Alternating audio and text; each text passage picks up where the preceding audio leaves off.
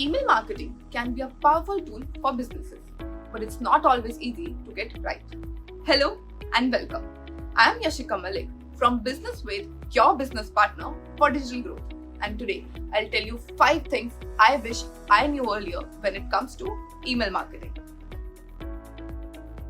Personalization is key. Customers want to feel like they are being spoken to directly, not just receiving a generic message. Segmentation is crucial. Sending the same message to your entire list won't be as effective as sending targeted messages to specific groups. Consistency is important. Sending emails on regular basis can help your brand top of mind for customers. Subject lines matter. They are the first thing your customers will see. So make sure they are attention grabbing and relevant.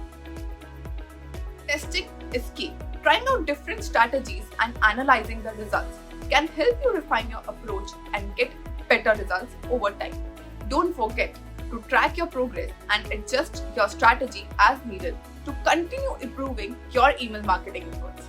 Thank you and follow us for more such. Now get your work done in 3 simple steps. First, post your requirement. Second, get connected to the best agency near you.